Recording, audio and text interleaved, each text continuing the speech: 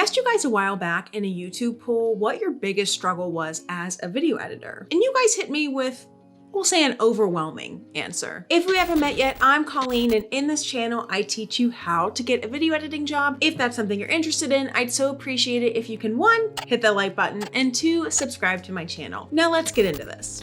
Your biggest struggle appears to be finding clients as a freelance video editor. I greatly sympathize and I totally understand, because it is a fact that finding clients as a freelance video editor is getting tougher and tougher every day as video editing becomes a more popular and accessible avenue for people all around the world to make money. Now, I've got some tips for you, and it really starts with before you even start applying for jobs in the freelance video editing space. Before you start applying, you gotta look the part. You need to get your act together in terms of your professional profile and how people are seeing you online. If you're going to find clients online, then everything about your online presence needs to be as professional as possible. Have a professional email that's not just your junk email from high school. Have an up-to-date LinkedIn account with a nice picture of you as the profile picture. Observe your LinkedIn and Facebook and other profiles to double check how others are seeing your profile, and double check for little changes or any red flags. Observe how you're connecting with people online. Are you doing it in a professional way? Maybe over a nicely worded email instead of just an Instagram DM. After that, you want to move on to how you're coming across specifically as a video editor. Do you have a portfolio? Do you have any content for you to showcase your skills? If you don't have any job experience, you're gonna have to get a little creative here. Find free stock footage and make up a prompt for yourself to edit an ad together, or create a lyric video or a found footage video for a nonprofit cause, or start a YouTube channel. Creating content has gotten much easier than it used to be. So definitely use that to your advantage to make your portfolio look as professional and put together as possible. A lot of when you're first starting out is all about just faking it till you make it. And right now, that's just the way it is. A client's not gonna just take a chance on you unless they know you or they're really impressed with what they've seen of you. Lastly, speaking of impressions, it doesn't hurt to start considering your niche, even when you're a beginner. What is the reason that you wanted to get into video editing? I'm sure that you envisioned yourself editing a particular kind of video. Maybe that's vlogs or gaming montages or music videos or sports highlights. It really doesn't matter, but setting yourself in the right direction will get you closer to the bigger creators or businesses that do that kind of work. So it's worth considering. Okay, now that we've set the foundation of how you want to come across to clients, now let's talk about actually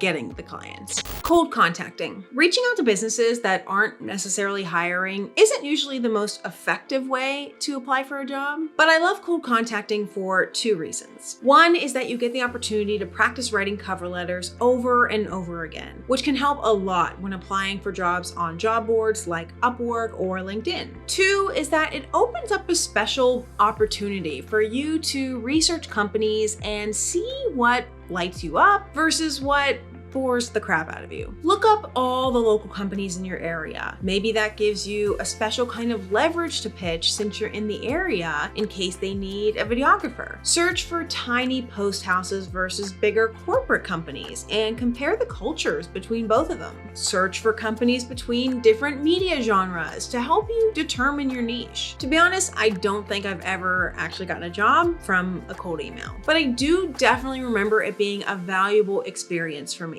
because it was around the time that I liked video editing, but I didn't really know what I was gonna end up doing in the field of video editing. And I had no idea what was even out there and what demand for which skill set was out there. So cold contacting can definitely help with that. Test out job boards. For most remote video editors, job boards is usually the most popular way that we find promising job opportunities. Now, I've gone over the best job boards that you should explore as a video editor most recently in this video, so definitely check that out for a more detailed breakdown. But there's Upwork, Fiverr, Indeed, LinkedIn, and even Facebook is chock full of job opportunities if you can find the right Facebook groups. Some are better better than others depending on what you're looking for. I would recommend exploring a few of them just to see what's out there. Now, if you decide to apply to jobs on some of them, just don't forget to keep checking in with that platform. You'll usually be notified through the website or via email that so-and-so has reached out to you about said job, or even to set up an interview, and you do not want to miss that opportunity.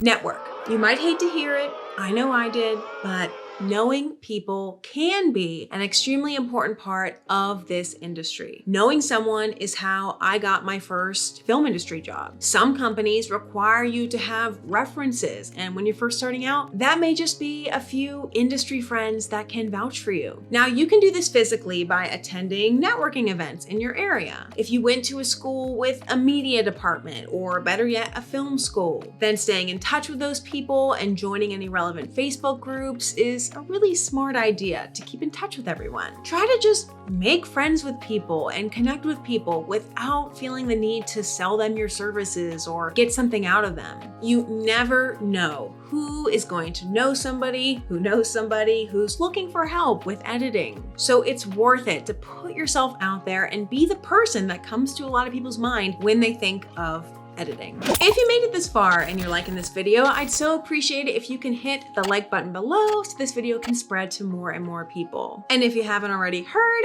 I've got a new class on Skillshare, all about an advanced deep dive approach to job boards and which ones that you should be applying to as a freelance video editor. If you'd like to check out that class and receive a free month of Skillshare, the link in the description below will get you access to that. Collaborate with other freelancers. So similar to networking, collaborating is one of the best ways to not only make more connections, but possibly get some work for your reel as well. Find people in your area that are trying to make movies and offer to help out with them. More than likely, you won't get paid. And again, that's just how the business is as of right now. But you can add that to your resume, and when the movie is done, you can ask for a piece of it to put in your reel if you helped on the editing side at all. If you meet locals, gain a positive reputation, and are able to show your skills as a professional, you're more likely to get offered future roles, particularly paid ones would be nice. Leverage reviews. Colleen, I don't have any reviews. Well, if you don't have any reviews, your first priority is